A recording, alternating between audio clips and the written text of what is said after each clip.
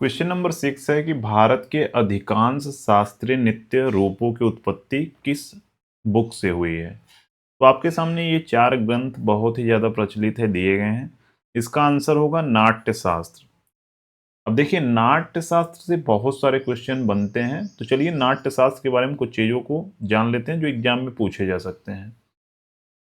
भारतीय नाट्य कला का विश्वकोश किसको कहा जाता है, या भारतीय नृत्य कला का विश्वकोश किसको कहा जाता है, तो उसका आंसर हमेशा नाट्य शास्त्र होगा। क्लासिकल डांस कहाँ से लिए गए हैं, उसका आंसर हमेशा नाट्य शास्त्र होगा। नाट्यशास्त्र के रचयिता कभी कभी पूछा जाता है कौन है, तो इसकी रचना भरत मुनि ने की है। ये चीज आपको याद रखना है कि नाट्यशास्त्र की रचना किसने की है, भरत मुनि ने की है। टाइम पीरियड की बात करें तो किस टाइम पीरियड में इसकी रचना हुई है, तो 200 बीसी से 200 एडी के बीच में इसकी रचना हुई है।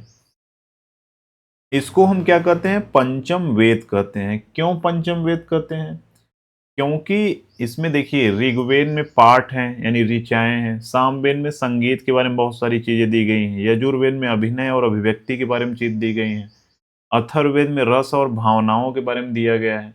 अब क्या अथर्ववेद या इन चारों वेद में केवल यही दिया गया है? देखिए वेद बहुत बड़े हैं, तो उसमें से कुछ चैप्टर इससे संबंधित है, तो उन चारों में से जो भी ये म्यूजिक और नाट्य या नृत्य से संबंधित चीजें उनको एक बुक में ऐड किया गया है, यानी चारों वेदों का सार बनाया गया है, इसलिए इसको हम पांचवा वेद कहते हैं। तो कभी ये पूछे कि नाट्य शास्त्र को पांचवा वेद क्यों कहा जाता है, तो उसका रीजन यही है कि चारों वेदों से कुछ न कुछ चीजों को उसमें शामिल किया गया है। अब रस सिद्धांत इसमें होता है,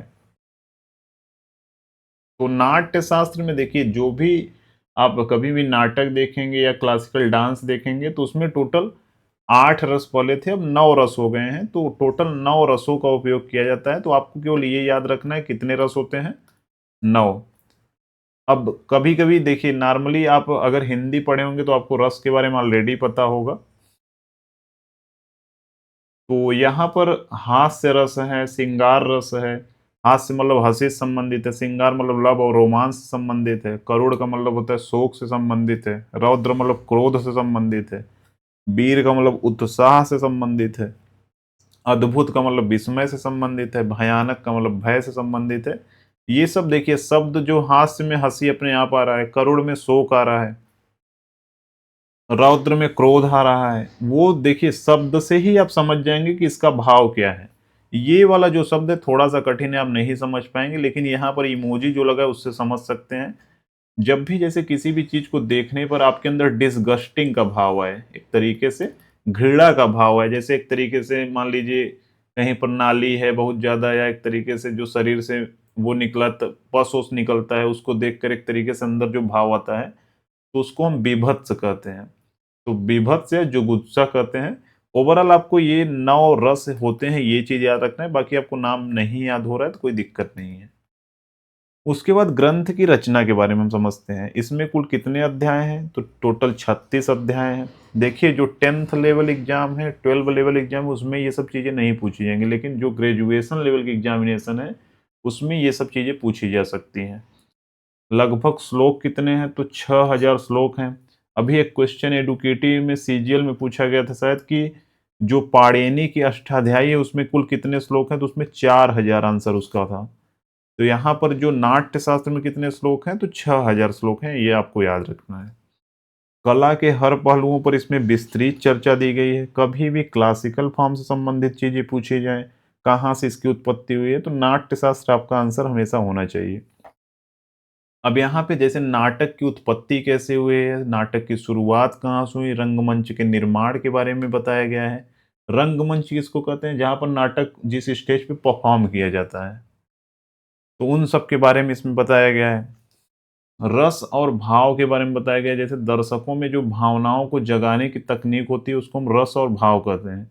रस और भाव कहाँ पर, यहाँ पर देखेंगे फेस पर जो एक्सप्रेशन होता है उसी को हम रस और भाव कहते हैं। उसके बाद अभिनय, अभिनय में क्या क्या चीजें जरूरी हैं, तो एक शारीरिक गतिविधि, वाचिक का मतलब वाणी हो गया, आहार्य का मतलब वेशभूषा हो गया, और सात्विक मन। तो इन सब चीजों को मिलाकर ही अभिनय किया जाता है। अभिनय में ये सब एक तरीके से उसके मूल तत्व हैं, इन्हीं के बेस पे अभिनय की अच्छा एक अभिनय किया जाता है। संगीत में क्या-क्या आते हैं? तो संगीत के अंदर का स्वर आता है, ताल आता है, वाद्य यंत्र आते हैं, गायन की विधियाँ आती हैं, तो ये सब संगीत के अंतर्गत आते हैं। नृत्य की बात करें तो नृत्य हमेशा याद रखिएगा 2 प्रकार के होते हैं, एक तांडव होता है, एक लास्य होता है। अब यहाँ पर ये देखिए शिव जो कर रहे हैं एक तरीके से वीर रस और यानी रौद्र वाला, क्रोध वाला जो भाव होता है, वो किसमें होता है? तांडव में होता है। ये क्या होता है? ये मैस्कुलिन जेंडर को दिखाता है, एक तरीके से पुरुष की ओर इंगित करता है। लेकिन लास्ट से क्या होता है? यहाँ देवी पार्वती हैं, तो एक कोमलता को दिखाता है। तो कभी पूछे कि जैसे तेज कौन-सा नृत्य होगा, वो तांडव होगा। धीरे या कोमल कौन-सा होगा, तो वो लास्य वाला नृत्य होगा। ये चीज़ हमेशा आपको याद रखना है। जैसे आपने कभी देखा होगा कि भारतनाट्यम हो गया, कथक, ओडिसी, इन सब में इन दोनों का मिश्रण होता है ताकि बैलेंस बना रहे। उसके बाद फिर आता है कि कभी ये पूछा जाए कि शास्त्रीय नृत्यों का आधार क्या है? मैंने अभी बताया कि वो नाट्य शास्त्र ही है। टोटल जो 8 शास्त्रीय नृत्य है, कहाँ से इन सब की उत्पत्ति हुई, कहाँ से लिया गया? तो वो नाट्य शास्त्र से लिया गया है। सभी 8 भारतीय शास्त्रीय संगीत, चाहे भारतनाट्यम, ओडिसी, कथक, अपने नियम और सिद्धांत कहाँ से लेते हैं? तो नाट्य शास्त्र से लेते हैं। ये चीज़ आपको याद रखना है।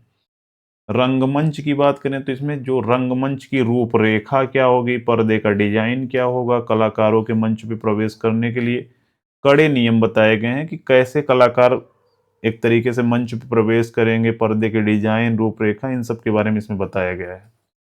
तो नाट्य शास्त्र केवल मनोरंजन के लिए नहीं होता, ये चीज याद रखिएगा। ये दर्शकों को नैतिक और आध्यात्मिक शिक्षा देने का एक उद्देश्य होता है, इसलिए ये बहुत ज्यादा सम्माननीय होता है। कभी भी आप देखेंगे जो भी व्यक्ति जो क्लासिकल डांस करता है वो बहुत ज़्यादा रिस्पेक्टेड होता है, पद्मश्री, पद्म विभूषण, ये सब अवार्ड भी पूछे जाते हैं अपने एग्जाम में। तो बस इतना ही आपको याद रखना है। मिलते हैं नेक्स्ट वीडियो में। Thank you, thanks for watching.